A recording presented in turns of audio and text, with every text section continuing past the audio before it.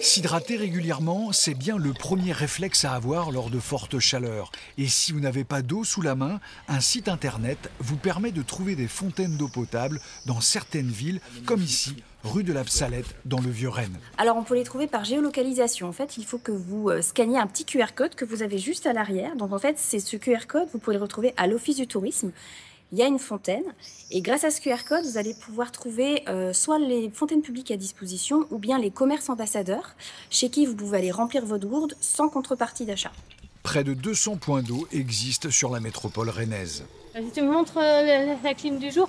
Faire baisser la température sur votre lieu de travail ou encore dans votre maison peut aussi être une solution face à la surchauffe.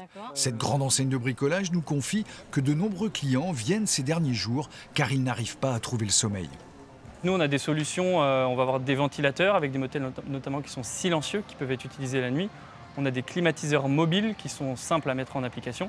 Et puis ensuite, on est aussi en mesure de répondre à des projets. Si les gens veulent ancrer leur climatiseur, avoir des projets de climatisation à faire poser pour répondre aux différents pics de chaleur qu'on prévoit aussi dans les années à venir. Le chiffre d'affaires au rayon des ventilateurs a bondi de 60% ces dernières semaines.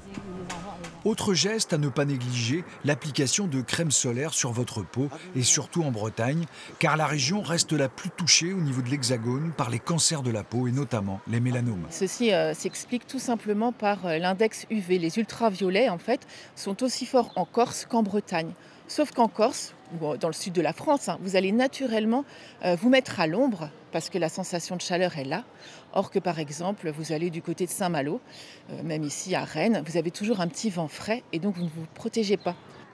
Et attention, les coups de soleil pris pendant l'enfance sont dangereux, alors ayez les bons réflexes, crème, chapeau ou casquette et repos à l'ombre.